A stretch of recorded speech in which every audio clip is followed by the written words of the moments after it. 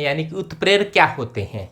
तो अपनों ने धारावाहिक देखे हैं, जैसे रामायण है, महाभारत है, वहाँ पर आपने देखा होगा एक नारद जो हाथ इस प्रकार से आपको दिखाई देगा, नारायण नारायण, देखा सभी ने, शाबाश। तो वो एक अच्छा उत्प्रेरक है। तो देखा होगा नारद को कभी भी आपने लड़ते हुए नहीं देखा, लेकिन सबको लड़ाने का, झगड़ाने का, लड़ाई को बढ़ाने का, लड़ाई को कम करने का, युद्ध करवाने का, युद्ध को रोकने का, सब कुछ काम में मुख्य रूप से नारद के द्वारा किया जाता है। तो नारद एक क्या हो गया, अच्छा कैटलिस्ट हो गया। तो कैटलिस्ट क्या होते हैं, उत्प्रेरक क्या होते हैं। उत्प्रेरण, कोई भी अभिक्रिया है उसकी स्पीड बढ़ जानी या कम हो जानी, वो क्या हो गई, उत्प्रेरित हो गई। तो उत्प्रेरक कई प्रकार के होते हैं। सबसे पहले बात करें धनात्मक उत्प्रेरक है। तो धनात्मक उत्प्रेरक क्या होते हैं, वे उत्प्रेरक जिनकी उपस्थिति से अभिक्रिया का वेग बढ़ जाता है, ऐसे उत्प्रेरक को धनात्मक उत्प्रेरक कहा जाता है। यानी कि पॉजिटिव कैटलिस्ट क्या होता है, पॉजिटिव कैटलिस्ट। धनात्मक उत्प्रेरक क्या होते हैं, वे उत्प्रेरक जिनकी उपस्थिति मात्र से अभिक्रिया का वेग बढ़ जाता है, धनात्मक उत्प्रेरक के कहलाते हैं। जैसे KClO3 है,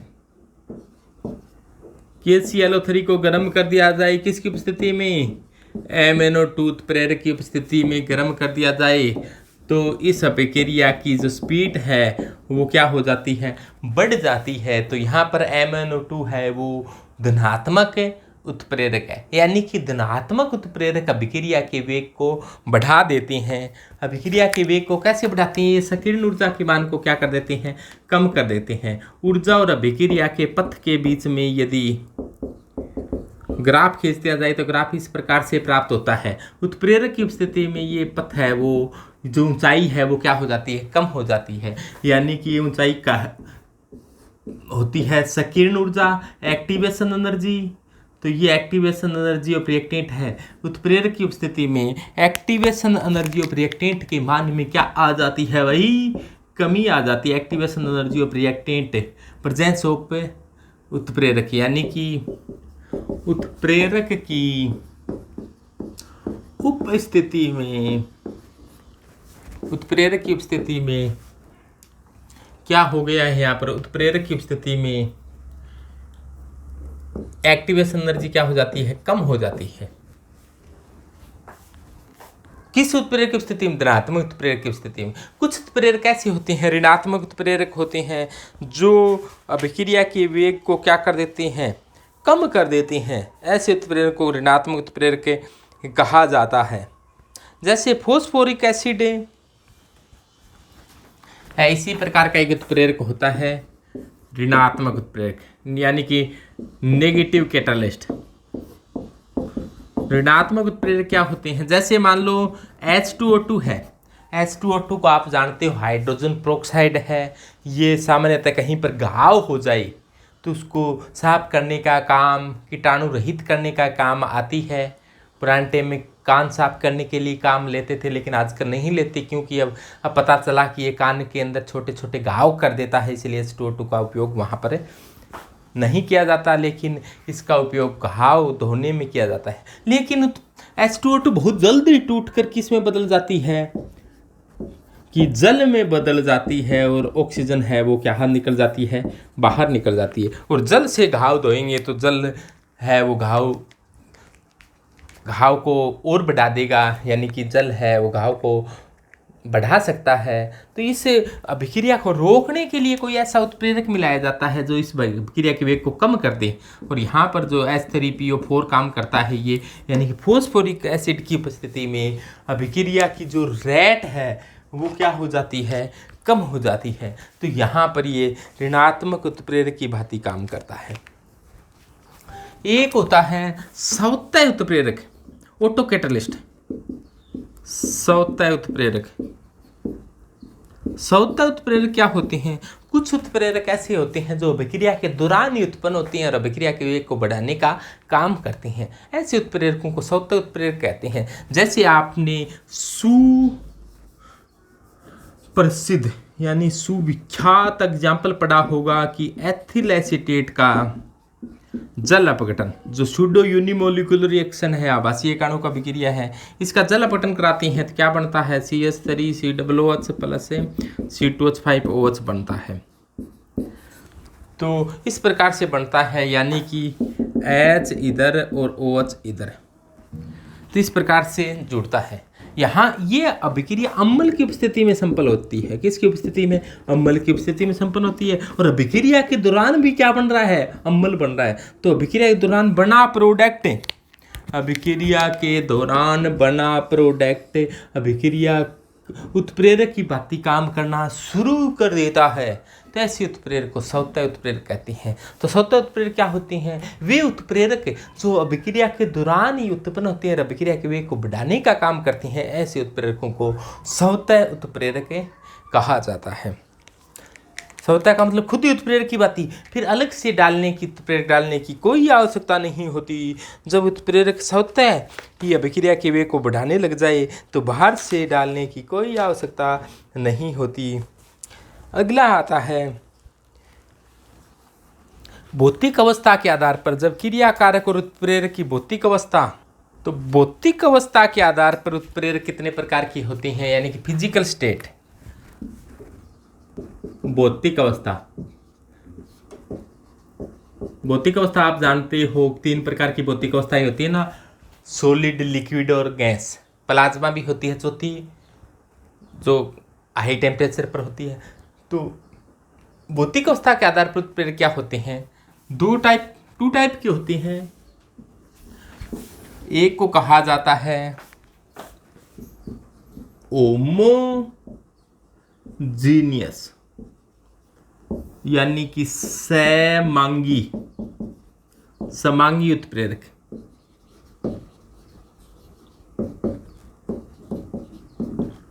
एक होता है हेटेरोजीनियस,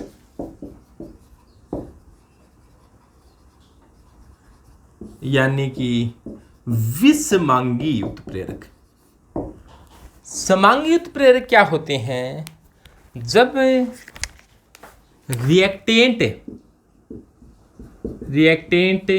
व कैटालिस्ट की फिजिकल, दोनों की फिजिकल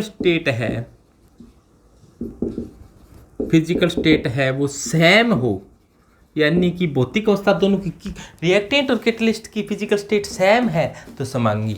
और रिएक्टेंट यानी क्रियाकारक और कैटालिस्ट यानी कि उत्प्रेरक है, उनकी भौतिक अवस्था अलग अलग हो तो विषमांगी है। तो जब क्रियाकारक व उत्प्रेरक की भौतिक अवस्था सेम हो तो समांगी है, अलग अलग हो तो विषमांगी है। जैसे अलग अलग हो, जैसे N2 आप जानते हो क्या, कौन सी स्टेट में होता है? गैस में। इसकी क्रिया हाइड्रोजन के साथ हुई, हाइड्रोजन भी कैसा है? गैस में। और यहाँ पर ये अभिक्रिया लोहा उत्प्रेरक होता है, लोहा सॉलिड होता है। तो क्रियाकारक गैस है और उत्प्रेरक कैसा है? सॉलिड है। तो ऐसे उत्प्रेरक को क्या कहेंगे? विषमांगी उत्प्रेरक कहेंगे। प्रोडक्ट का कोई लेना देना नहीं है, कैसा है? क्रियाकारक और उत्प्रेरक यदि अलग अलग हैं तो विषमांगी है, और क्रियाकारक और उत्प्रेरक सेम है तो कैसे है? समांगी है। जैसे मान लो SO2 की क्रिया O2 के साथ हुई और क्या बन गया? SO3 बन गया। तो यहाँ पर जो उत्प्रेरक होता है वो NO होता है। ये गैस है, ये भी गैस है, ये भी गैस है।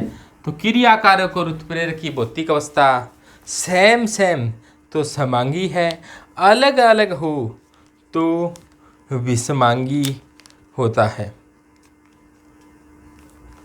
तो ध्यान में आया कि समांगी क्या होता है, विषमांगी क्या होता है। ये अमोनिया बनाने की प्रविधि होती है। अमोनिया बनाने की N2+3H2 = 2NH3, ये एक एक्जोथर्मिक रिएक्शन होती है, ऊष्मा बाहर निकलती है। यहाँ पर Fe तो उत्प्रेरक होता है, जबकि MO होता है वो मॉड्यूलेटर होता है। यानी कि प्रवर्धक होता है। एमओ क्या है? प्रवर्धक है। प्रवर्धक क्या करते हैं? प्रवर्धक उत्प्रेरक की क्रियाशीलता को बढ़ा देगा। एमओ क्या करेगा? एफई को कहेगा कि तू फटाफट काम कर, फिर एफई क्या करेगा? इस अभिक्रिया के वेग को बढ़ाएगा। यानी कि एमओ सीधा डायरेक्ट अभिक्रिया के वेग को नहीं बढ़ाता, पहले एमओ है वो एफई की क्रियाशीलता को बढ़ाएगा, फिर एफई अभिक्रिया के वेग को बढ़ाएगा। यानी प्रवर्धक या इसे वर्धक मॉड्यूलेटर क्या होते हैं? वे पदार्थ जो उत्प्रेरक की क्रियाशीलता को बढ़ा देते हैं, ऐसे पदार्थों को कहा जाता है प्रवर्धक या मॉड्यूलेटर। और कुछ पदार्थ ऐसे होते हैं जो अभिक्रिया के वेग को कम कर देते हैं, उनको कहा जाता है कुछ पदार्थ ऐसे होते हैं जो अभिक्रिया के वेग को कम कर देते हैं, वो तो ऋणात्मक उत्प्रेरक हैं। और कुछ पदार्थ ऐसे होते हैं जो उत्प्रेरक की क्रियाशीलता को कम कर देते हैं। उत्प्रेरक की क्रियाशीलता को कम करने वाले उत्प्रेरकों को, उत्प्रेरक की क्रियाशीलता को कम करने वाले पदार्थों को कहा जाता है उत्प्रेरक विष। उत्प्रेरक के लिए जहर का काम करते हैं उत्प्रेरक विष। जैसे आपने पढ़ा होगा रोजेनमुंड अपचयन। रोजेनमुंड अपचयन में पढ़ा होगा आपने, उत्प्रेरक काम क्या लिया जाता है? RCOCl का हाइड्रोजनीकरण कर दिया था जाए तो क्या बनता है? RCHO। ऑक्सीकरण कर दिया जाए, हाइड्रोजनीकरण कर दिया जाए किसकी उपस्थिति में? PD और BaSO4। PD और BaSO4 की उपस्थिति में हाइड्रोजनीकरण कर दिया जाएगा। हाइड्रोजनीकरण करने का मतलब क्या है? इसका हाइड्रोजन जुड़ेगी, जल की उपस्थिति में जुड़ेगी। तो यहाँ पर BaSO4 क्या है? BaSO4 है वो उत्प्रेरक विष है। ये PD के लिए जहर का काम करता है, यानी कि ये इसकी क्रियाशीलता को कम कर देता है। PD को कहता है ज़्यादा काम नहीं करना, यदि ज़्यादा काम करता, यहाँ पर अपचयन ज़्यादा हो जाता तो ये एल्डिहाइड समूह एल्कोहल में बदल सकता था। यानी कि अपचयन होने से एल्डिहाइड बनता है, एल्डिहाइड का अपचयन होने से एल्कोहल बनता है, एल्कोहल का अपचयन होने से एल्केन बनता है। तो ये आगे अपचयन होने को रोकता है। यानी कि अपचयन का अर्थ हाइड्रोजन का जुड़ना, हाइड्रोजन को कम मात्रा में जोड़ने देता है, क्योंकि ये BaSO4 उत्प्रेरक विष का काम करता है, जहर का काम करता है। तो ये विषमांगी कैटलिस्ट है, ये भी PD है, विषमांगी कैटलिस्ट है यहाँ पर भी। तो समांगी और विषमांगी उत्प्रेरक समझ गए होंगे। कुछ और एग्जाम्पल बताइए आपको। जैसे आपने घी खाया, हाँ घी कौन सा खाते हो? शुद्ध देसी घी खाते हो या वनस्पति घी भी खा लेते हो? कि सभी देसी घी खाते हैं कि ना के डालडा घी ने कौन खाए? तो डालडा घी को अपने सभी लोग खाते हैं, यानी कि वनस्पति घी है। वनस्पति घी अपने जानबूझकर तो नहीं खाते, अनजाने में सभी खाते हैं। और हिंदुस्तान के अंदर सबसे ज़्यादा मौत का कारण ये वनस्पति घी है। इतने कोरोना से नहीं मरी है, वनस्पति घी खाने से हार्ट फेल हो जाता है, जिसके कारण लोगों की मृत्यु हो रही है। तो ये वनस्पति घी बनता कैसे है? कि जैसे अपने वनस्पति तेल आता है। वनस्पति तेल का मतलब है सरसों का तेल, खोपरे का तेल, या और भी बहुत से तेल होते हैं, सूरजमुखी का तेल, जो अपने खाने के काम में लिए जाते हैं। इसकी क्रिया करवाई जाती है हाइड्रोजन के साथ। किसकी उपस्थिति में? रेने निकल की उपस्थिति में कराई जाती है। रेने निकल और कुछ नहीं होता, पिसा हुआ निकल होता है। तो ये लिक्विड है, ये गैस है, और ये कैसा है? सॉलिड है। तो ये किस प्रकार का उत्प्रेरक हो गया? विषमांगी उत्प्रेरक हो गया। लेकिन वनस्पति तेल का हाइड्रोजनीकरण होने से क्या बन जाता है? ये वनस्पति घी बन जाता है। वनस्पति घी का निर्माण सबसे पहले डाल्डा कंपनी ने किया था। अपने हिंदुस्तान में डाल्डा कंपनी ने काम किया था, इसीलिए इसका नाम पड़ गया डाल्डा घी। लेकिन वास्तव में इसका नाम वनस्पति घी है। वो डाल्डा तो एक कंपनी थी। आजकल गगन है, खाओ गगन रहो मगन। तो ये वनस्पति घी होता है। ये खाने में, देखने में तो अपने शुद्ध दानेदार देसी घी जैसा होता है, खाने के अंदर अत्यधिक स्वादिष्ट होता है, लेकिन इसकी खास बात क्या होती है, ये जमता जल्दी है। इसके अंदर ट्रांस फैट पाई जाती है, जो अपनी जो रक्त वाहिनियाँ हैं अपने शरीर के अंदर पतली पतली बहुत ही सूक्ष्म केश नली के आकार की रक्त वाहिनियाँ होती हैं, उन रक्त वाहिनियों के अंदर ये जम जाता है, जिससे रक्त का प्रवाह क्या हो जाता है, बाधित हो जाता है। जिससे जैसे किसी अंग में रक्त का प्रवाह बंद हो जाता है तो उसे कहा जाता है पैरालाइसिस, लकवा।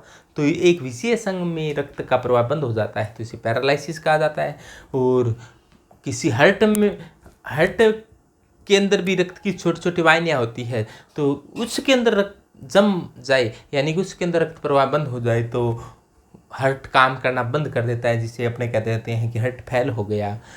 तो इसके अलावा ये बीपी को बढ़ा देता है, ब्लड प्रेशर को बढ़ाने का काम भी करता है। क्योंकि ये जैसे ये रक्तवाहिनियाँ पहले इतनी चौड़ी थी, ये जम गया आसे पासे इस दीवारों पर, ये जम गया तो रक्तवाहिनियाँ क्या हो गई, पतली हो गई। अब रक्त को पूरे शरीर में पहुंचाना है तो पहले जितना जाता था, पहले मोटे नाले के अंदर जितना जा रहा था, अब पतले नाले से यानी कि संकरी रक्तवाहिनी से ब्लड को गुजरना होगा, तो इसकी स्पीड बढ़ेगी। तो आपने पढ़ा होगा बर्नौली की प्रमेय, बर्नौली ने बताया था किसी अश्यान असंपिड्य द्रव्य की तीन ऊर्जाओं का योग सदैव नियत रहता है। तो बर्नौली की प्रमेय जहां पर वेग ज्यादा होता है, तो सातत्य समीकरण पे पढ़ी A1 V1 बराबर A2 V2, यानी वेग बढ़ेगा तो इसका क्षेत्रफल क्या हो जाएगा, कम हो जाएगा। तो वेग बढ़ेगा तो बाहरी दाब तो उतना ही है, तो वेग बढ़ेगा तो यहाँ का दाब कम हो गया, बाहरी दाब बढ़ गया, तो ये पतली हो जाएगी तो फिर और तेजी से जाना पड़ेगा, तो और पतली हो जाएगी तो और तेजी से जाना पड़ेगा, बिल्कुल पतली हो जाएगी, लास्ट में क्या हो जाएगी, बंद हो जाएगी। इसके कारण ये बीपी को बढ़ाने का काम करता है। तो वनस्पति घी न खाया जाए। अपने खरीद कर तो नहीं खाते होंगे, लेकिन मार्केट के अंदर जितनी भी मिठाइयाँ बनती है आजकल, वो सभी वनस्पति घी से यानी डालडा घी से बनती है। ऊपर लिखा होता है शुद्ध देसी घी से निर्मित, लेकिन वास्तव में शुद्ध देसी घी काम में नहीं लिया जाता है। वहाँ पर जो वनस्पति घी काम में लिया जाता है तो वो अपने स्वास्थ्य को लिए नुकसान पहुँचाता है। लेकिन इस अभिक्रिया को कहा जाता है साबात्य सेंड्रेंस अभिक्रिया की क्योंकि तेल के अंदर डबल बंध होते हैं और डबल बंध हाइड्रोजन के साथ क्रिया कर रहे हैं, निकल की उपस्थिति के अंदर है वो इसके साथ हाइड्रोजन जुड़ने के कारण ये असंतृप्त था, यानी कोई एल्किन थी वो एल्केन में बदल गया, यानी कि असंतृप्त था वो संतृप्त में बदल गया। असंतृप्त का मतलब है डबल बंध ज़्यादा है और हाइड्रोजन जुड़ सकते हैं इसके साथ है। RCH डबल बंध CH2, यानी कि कोई एल्कीन है, जैसे यहाँ पर मान लो CH3 ले लें तो ये क्या है, प्रोपीन है, और ये किस में बदल गया, प्रोपेन में बदल गया। असंतृप्त एल्कीन संतृप्त एल्कीन में बदल जाती है, किसकी स्थिति में, रेन्ने निकल की स्थिति में। तो ये सॉलिड होता है और ये लिक्विड हो सकता है, ये गैस है। तो ये भी एक प्रकार का विषमांगी उत्प्रेरक है। और इसी प्रकार से तेल घी में बदलता है। ये अभिक्रिया कहलाती है साबात्य सेंड्रेंस अभिक्रिया, और इसका निर्माण साबात्य सेंड्रेंस ने किया था। इसीलिए साबात्य सेंड्रेंस को जिगलर नट्टा के साथ नोबेल प्राइज दिया गया था। जिगलर नट्टा, इसने तो वनस्पति तेल डाल दिया था, वनस्पति तेल से वनस्पति घी बनाया था। जिगलर नट्टा ने क्या बनाया था, जिगलर नट्टा ने पॉलीथीन बनाई थी कि एथीन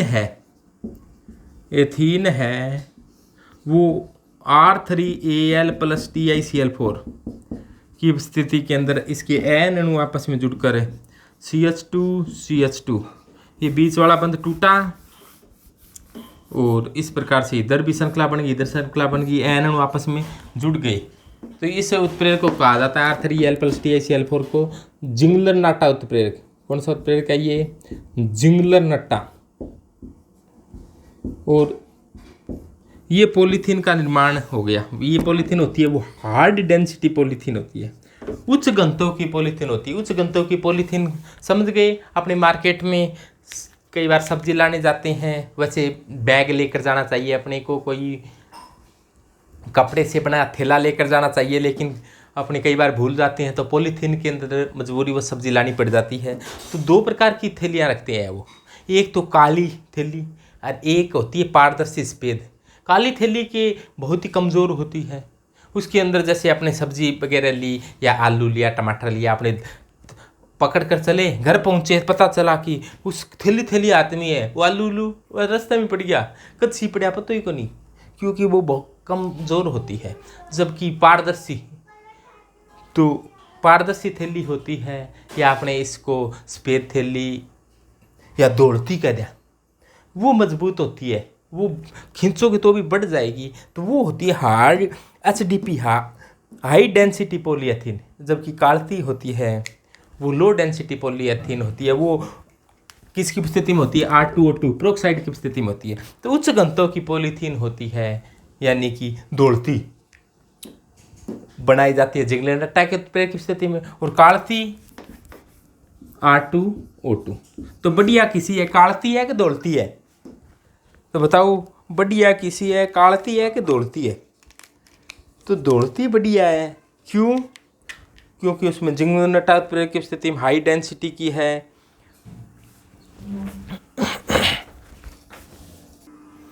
उत्प्रेरक के गुणधर्म, उत्प्रेरक कैसे होते हैं देखो,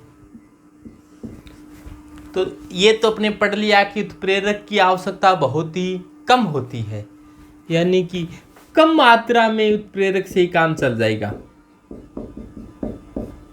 यानी कि इनका टर्नओवर नंबर बोलते हैं। एक उत्प्रेरक का अणु बहुत से क्रियाकारकों को, यानी कि 10 लाख तक क्रियाकारकों को प्रोडक्ट में बदल सकता है, यानी कि उत्प्रेरक की आवश्यकता बहुत ही कम होती है। उत्प्रेरक होते हैं वो विशिष्ट होते हैं। विशिष्ट का मतलब है ऐसा नहीं कि एक अभिक्रिया के लिए, यानी कि अलग अलग अभिक्रियाओं के लिए अलग अलग उत्प्रेरक की आवश्यकता होती है। अलग अलग अभिक्रियाओं के लिए अलग अलग उत्प्रेरक की आवश्यकता होती है। जैसे अमोनिया बनाने की प्रविधि के अंदर तो आपने काम में लिया लोहा, और जबकि H2SO4 बनाने की संपर्क विधि में प्लेटिनम एस्बेस्टस काम आता है।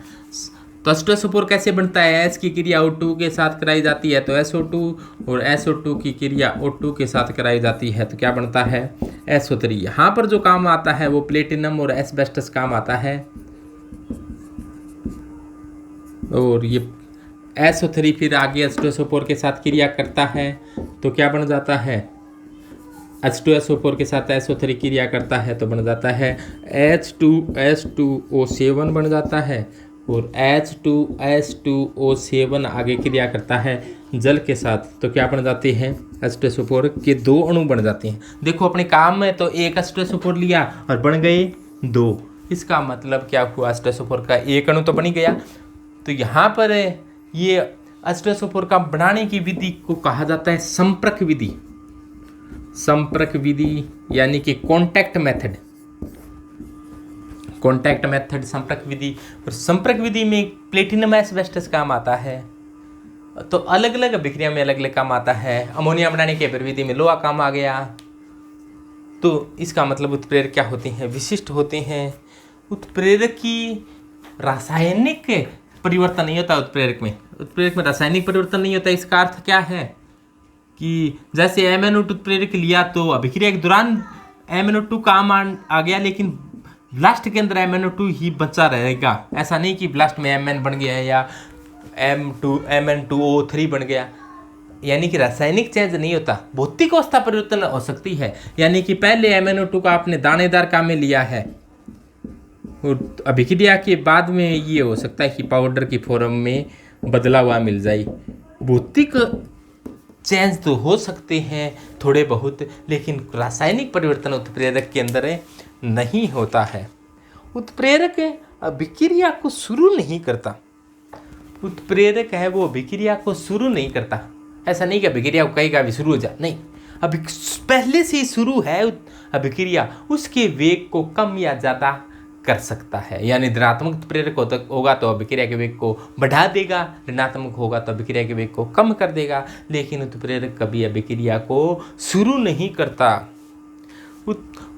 कोई भी उत्क्रमणीय अभिक्रिया हो, उत्क्रमणीय अभिक्रिया में क्या होता है कि क्रिया कारक की सांद्रता समय के साथ साथ कम होती है, उत्पाद की सांद्रता समय के साथ साथ बढ़ती है। ये मान लो कि ये है सांद्रता और समय के बीच में ग्राफ। समय के साथ साथ उत्पाद की सांद्रता तो बढ़ती है, ये प्रोडक्ट की सांद्रता को बताता है, ये रिएक्टेंट की सांद्रता को बताता है। तो रेट के रूप में देखें तो अभिक्रिया का वेग देखें तो अगर अभिक्रिया का वेग है वो कम होता जाता है और पश्च अभिक्रिया का वेग समय के साथ साथ क्या होता जाता है, बढ़ता जाता है। और एक कंडीशन ऐसी आती है जब अगर अभिक्रिया का वेग पश्च अभिक्रिया के वेग के बराबर हो जाता है, यानी कि rate of forward direction is equal to rate of backward direction. अगर अभिक्रिया का मतलब समझ गए ना आप, जैसे मान लो ए ने क्रिया की बी के साथ बना सी और डी, ए और बी का क्रिया कर सी और डी बनना अगर अभिक्रिया है, इसके वेग को रेट ऑफ फॉरवर्ड कहेंगे। ए और बी का सी और डी में बदलना रेट ऑफ फॉरवर्ड है, और सी और डी का ए और बी में बदलना इस प्रकार के वेग को रेट ऑफ बैकवर्ड है। जब जितना ए बी सी डी में बदलता है उतना ही सी डी यदि ए बी में बदल जाए तो अपने कहेंगे rate of forward direction rate of backward direction के बराबर हो गई है। इस कंडीशन को कहा जाता है इक्विलिब्रियम कंडीशन, यानी कि साम्य।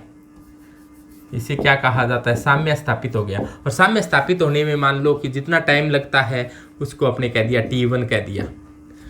ये तो उत्प्रेरक के बिना था। यदि उत्प्रेरक की उपस्थिति हो, धनात्मक उत्प्रेरक क्या करेगा, धनात्मक उत्प्रेरक साम्य को जल्दी स्थापित कर देगा, साम्य अभिक्रिया के वेग को बढ़ा देगा, अग्र को भी बढ़ा देगा, पश्च को भी बढ़ा देगा। साम्य जो मान लो इतने टाइम में स्थापित होना चाहिए था, अब वो बहुत ही कम समय में स्थापित हो जाएगा। यानी पहले साम्य मान लो 10 मिनट में स्थापित होना चाहिए था, अब ये 3 मिनट में स्थापित हो जाएगा। यानी कि उत्क्रमणीय अभिक्रियाओं में उत्प्रेरक की उपस्थिति में साम्य जल्द स्थापित हो जाता है, यानी कि फटाफट काम करवाता है, साम्य को जल्दी स्थापित करवाने का काम करता है। साम्य क्या होता है, उत्क्रमणीय अभिक्रियाओं की वह अवस्था जब अग्र अभिक्रिया का वेग पश्च अभिक्रिया के वेग के बराबर हो जाता है तो इसे कहा जाता है रासायनिक साम्य। और रासायनिक साम्य रेट ऑफ फॉरवर्ड डायरेक्शन बराबर रेट ऑफ बैकवर्ड। उत्प्रेरक की स्थिति में साम्य जल्दी स्थापित हो जाता है। उत्प्रेरक कैसे काम करता है, इससे समझाने के लिए एक सिद्धांत दिया गया जिसे कहा जाता है ताला चाबी सिद्धांत। और यह ताला चाबी सिद्धांत देने वाले वैज्ञानिक थे फिशर, तो इसे फिशर का ताला चाबी सिद्धांत कहा जाता है।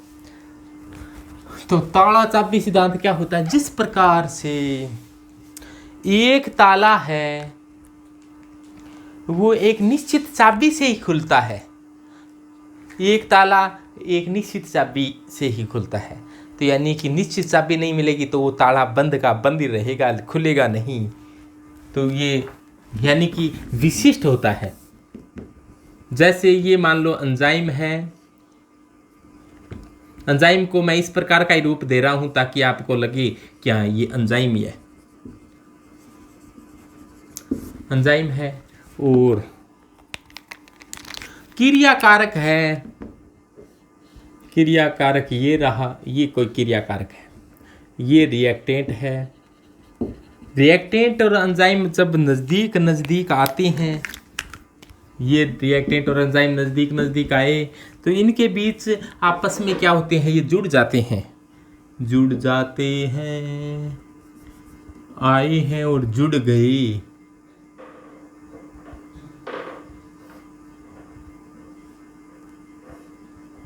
ये तो एंजाइम था और इसके साथ जुड़ा कौन है, ये आकर जुड़ गया। यानी कि ये एंजाइम था पहले वाला,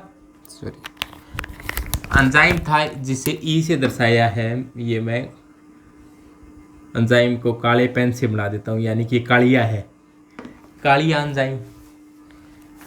ये क्रियाकारक रिएक्टेंट था, इसके साथ क्या हो गया है, जुड़ गया है। तो इसे क्या कहेंगे,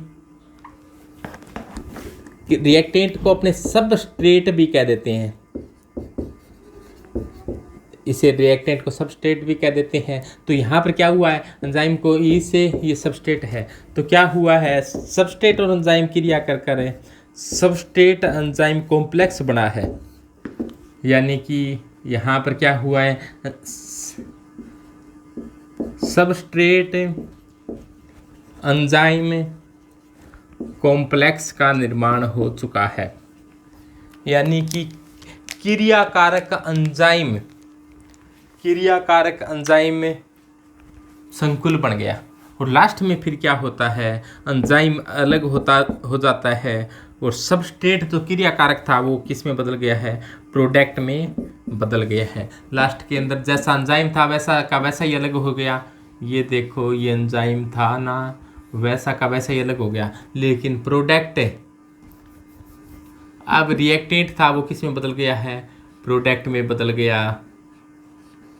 ये क्या बन गया, यहाँ पर प्रोडक्ट बन गया, एंजाइम वैसा का वैसा हो गया। इस सिद्धांत को कहा जाता है ताला चाबी सिद्धांत। और ये सिद्धांत देने वाले थे फिशर। ध्यान देना, ये ताला ये है और चाबी ये है, चाबी होती है। ये सिद्धांत की खास बात ये है, चाबी बहुत बड़ी होती है, ताला बहुत छोटा होता है। एंजाइम में का आकार बहुत बड़ा होता है। चाबी ये की होती है, ये बड़ी होती है, चाबी बड़ी होती है, चाबी एंजाइम है और ताला है वो छोटा सा होता है। ताला तो छोटा सा होता है, चाबी मोटी सी होती है। तो इस सिद्धांत को ताला चाबी सिद्धांत कहा जाता है। ये फिशर ने दिया था। कोसलैंड ने इसमें कुछ संशोधन किया था कि यदि इसका कोसलैंड ने कहा जाता कि ये एंजाइम है वो अपनी शेप चेंज कर सकता है। जैसे मान लो कि ये ताला है वो इस प्रकार का होता, तो एंजाइम है वो भी अपनी शेप को कुछ इस प्रकार से बना लेता ताकि ये फिट हो जाए पूरा का पूरा। तो ऐसा कोसलैंड ने कहा था। यानी कि जो एंजाइम है वो रिएक्टेंट के अनुसार अपनी शेप चेंज कर सकता है, ऐसा कोसलैंड नामक वैज्ञानिक ने कहा था। लेकिन अपने ये सिंपल तरीके से ताला चाबी सिद्धांत था। और यहीं पर केमिकल काइनेटिक्स अपनी कंप्लीट हो चुकी है।